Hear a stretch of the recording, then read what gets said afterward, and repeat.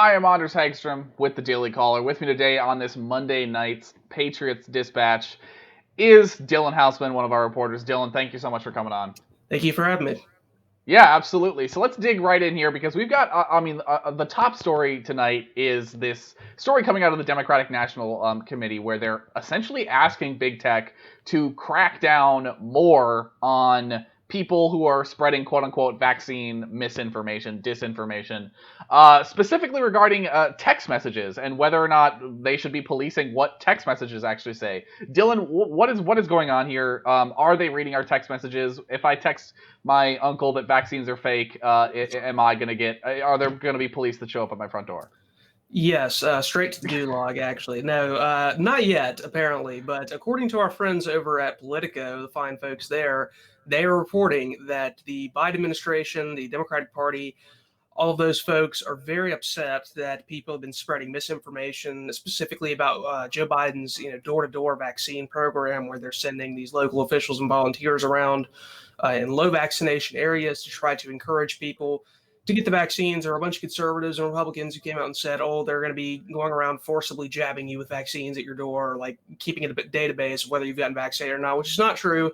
And so they got very upset that people were saying these things, and they said, we're going to start fighting back even harder. We've been going with kid gloves so far, fighting against this misinformation, apparently. So now they're going to be really going hard in the paint and trying to just, wreck everybody that's being hesitant about getting a vaccine, everybody that's spreading, alleged misinformation. And one of the ways they want to do that, like you alluded to, is that the Democratic National Committee, according to Politico, has been talking about the possibility of trying to essentially collude with these big tech companies, these cell phone carriers like the Verizons, the AT&Ts of the world, to have them flag and fact check text messages that have, again, quote unquote, misinformation about vaccines. And this hasn't happened yet, but might be coming to a cell phone near you. And I can't think of anything that intrusive that has happened in my lifetime as far as online communication. I think we all kind of think of text messages and phone calls as being kind of separate from social media. They're a private way of communication. So I don't think this is going to happen, to be quite frank. And we don't know how far they've gone in requesting this, talking about this as a possibility. But the fact that it's even something they're thinking of, especially when we have so many people already vaccinated and we're already, doing a pretty good job of tamping down the pandemic, it's kind of shocking. I mean, yeah, and I think the central question here is what sort of text messages are they looking to actually censor here, if this actually goes forward? Because the example that the DNC put forward is the TPUSA, Turning Point USA, sending out a text message saying that Biden was sending goons to your front door to force you to get vaccinated. Now, they're correct that that's not true. The TP, that is a false statement from TPUSA. But so are they looking to crack down on these mass text messages that are sent by organizations, or are they actually trying to get into the nitty gritty of of just individuals texting individuals? I mean, there's definitely an argument that both of these are totally legitimate. Like you can write a political pamphlet and have it say whatever you want and post it around like your neighborhood. But what is that somehow different from TPUSA sending out essentially a false text message? I mean, again, this is a huge issue. Like it's definitely remarkable that they're willing to take this step. Yeah, and I can't imagine, like I said, that they would go through with this just because of the amount of red tape to begin with that they would have to deal with. I mean, people always talk about wanting to treat big tech and social media as like a utility and as these common carriers, and that's kind of how phone companies are treated. They're not treated the same way as big tech is necessarily. They are a little bit more strictly regulated with these kind of things. I can't imagine you wouldn't run into some kind of First Amendment issues or things like this, trying to police these kind of mass texts. So I don't feel like this is a feasible thing that could actually happen. So I'm more just again kind of taken aback that they're willing to go to such lengths. When at this point, really, anybody that's not vaccinated by now is choosing not to get vaccinated, and people are free to debate, whether they want to do that and if that's their right to do that, or what, what kind of government program should be in place to encourage people to get vaccinated or not.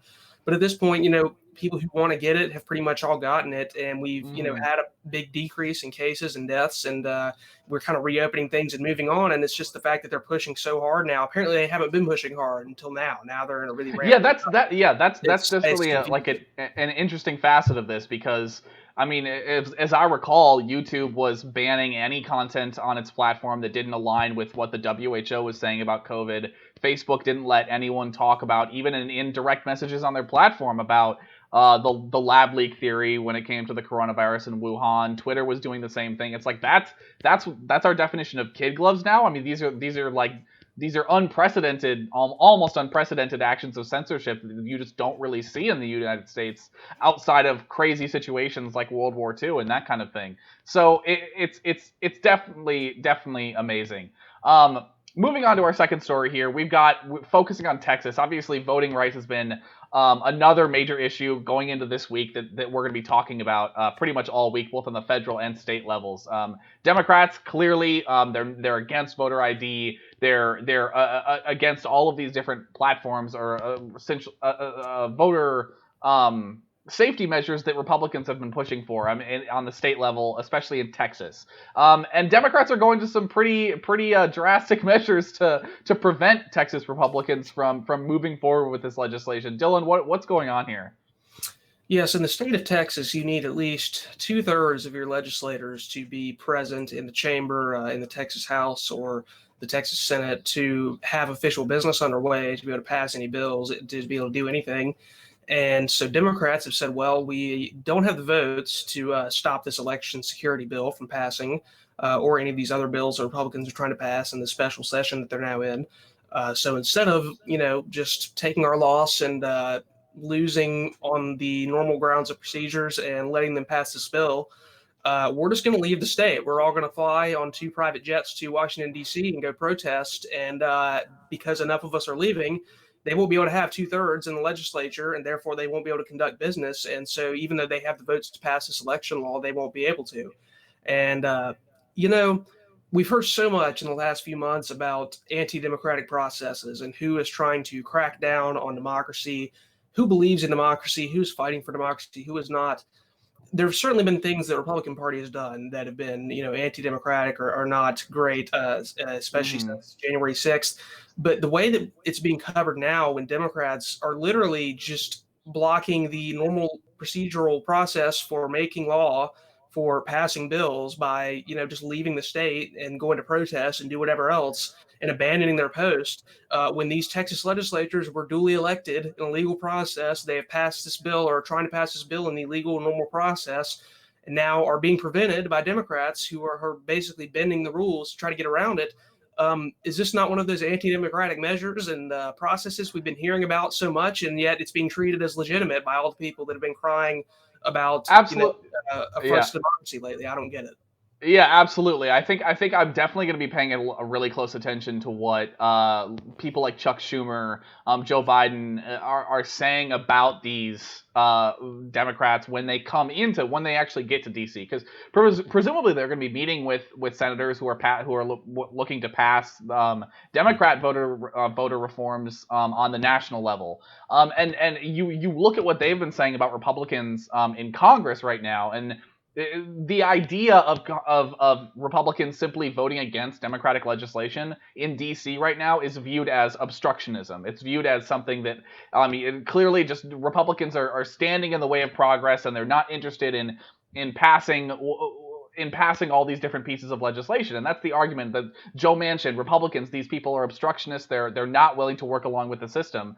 And then I can't wait to see the reaction to these Texas Democrats who are literally fleeing the state to obstruct the passage of legislation. And presumably they're simply going to have nothing but praise to say for these people. It's definitely remarkable. It's like, part of it is like, you sort of have to respect some of these political statements that Democrats make. I mean, Republicans have done things like this too. Republican state legislatures have done similar sort of stunts where, like, you get national attention on a certain piece of legislation that you don't want to pass. And so there's like something romantic about about simply like Respect the hustle, fleeing your almost. state to prevent something from being passed. It's almost like it's like how Americans view like the British Parliament, where everyone's shouting at each other and it's very animated and that kind of thing. Whereas in the U.S., our legislatures tend to be very somber and like sort of low key. It's definitely a change of pace for the U.S. Moving into our last story here. Cuba is having a quasi-revolution protest that's going on right now. There are tens of thousands of people out on the streets calling for an end to the communist regime that has really ruled the country for, I mean, decades, something over 60 years, something along those lines. Dylan, what is this actually a potential regime change for Cuba, or is this simply a large demonstration? Like, what should Americans expect coming out of Cuba moving forward? Well, first, Comrade Hagstrom, I must correct you. These are counter-revolutionary protests, not revolutionary protests, of course, because the Great Revolution must be protected, and these people are trying to tear it down. Here's my favorite thing about Cuban politics, I think, is that they still, the revolution never ends. The revolution is still ongoing today, and we must protect it at all costs, even though it's, 60 years later after it actually happened. But that's how it was characterized. These people are trying to tear down the system. So allegedly, they're trying to destroy the Communist Party, the system of government in Cuba. And to get to your question of is this something or is it a nothing burger? It is definitely more than a nothing burger entirely. Again, this is not the kind of thing that happens in Cuba particularly often. This is, one of the bigger protests we've seen in recent history that's so directly against just the system of government as a whole. It's not, as it's being characterized by some, about COVID-19. It's not about just basic economic conditions. Those are all factors in it, but the overlying reason is discontent with the government and how that filters down into those issues like COVID-19 and the economy. But at the same time, I don't think people should be expecting some widespread change in policy from this, or revolution, as you put it, counter-revolution, as the regime would put it.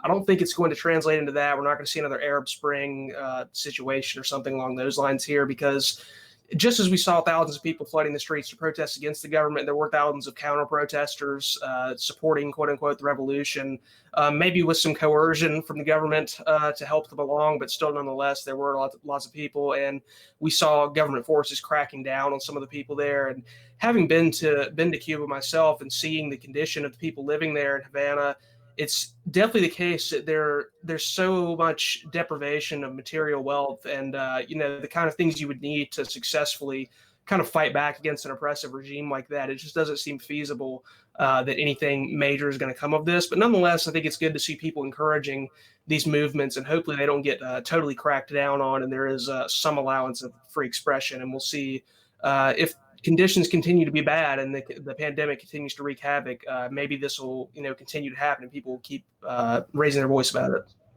Yes, absolutely. This is definitely something that we at the Daily Call are going to be keeping our eyes on, and we will keep our Patriots appraised.